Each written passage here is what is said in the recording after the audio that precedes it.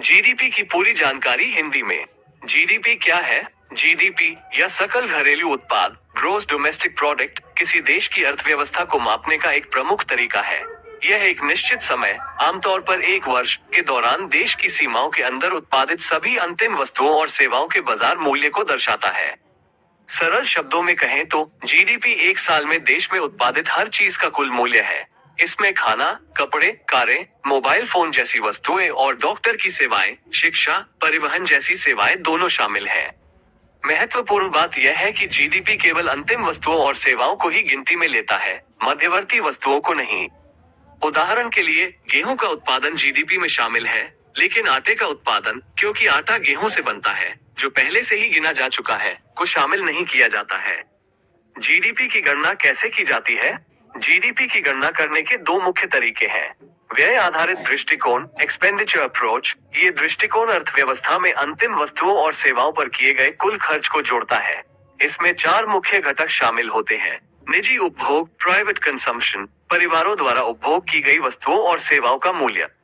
सरकारी खर्च, government expenditure, सरकार द्वारा खरीदी गई वस्तुओं और सेवाओं का मूल्य। निजी निवेश, प्राइवेट इन्वेस्टमेंट, व्यवसायों द्वारा नए भवनों, मशीनरी और अन्य पूंजी सामानों पर किया गया खर्च। शुद्ध निर्यात, नेट एक्सपोर्ट्स, देश के निर्यात, एक्सपोर्ट का मूल्य घटाकर आयात, इम्पोर्ट का मूल्य। उत्पादन आधारित दृष्टिकोण, प्रोडक्शन अप्रोच। ये दृष्टिकोण अर्थव्यवस्था के सभी उत्पादन क्षेत्रों, कृषि, उद्योग, सेवा में उत्पादित सभी अंतिम वस्तुओं और सेवाओं के मूल्य को जोड़ता है। दोनों तरीकों से प्राप्त जीडीपी के आंकड़ों को थोड़ा बहुत अंतर हो सकता है, लेकिन उन्हें आमतौर पर एक दूसरे के बराबर माना जाता है। जीडीपी क्यों महत्वपूर्ण है? जीडीपी कई कारणों से महत्वपूर्ण है। यह अर्थव्यवस्था के आकार और स्वास्थ्य का एक संकेतक है। जीडीपी की वृद्धि आमतौर पर आर्थिक विकास का संकेत माना जाता है, जबकि जीडीपी में गिरावट मंदी का संकेत हो सकती है। इसका उपयोग देशों के बीच उनकी आर्थिक शक्ति की तुलना करने के लिए किया जाता है। इसका उपयोग सरकारों द्वारा आर्थिक नीतियों को बनाने और बजट आवंटित करने में किया जाता है। यह निवेशकों के लिए भी महत्वपूर्ण है, जो ये तय करना चाहते हैं कि किसी देश में निवेश करना कितना अच्छा है।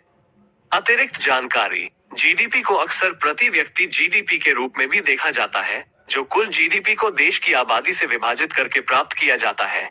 ये किसी देश के रहने के औसत मानक को दर्शाने में मदद करता है। जीडीपी देश की अर्थव्यवस्था का एक संपूर्ण चित्र नहीं दिखाता है। यह आय असमानता, पर्यावरणीय कारकों आदि को ध्यान में नहीं रखता है। मुझे उम्मीद है कि इससे आपको जीडीपी की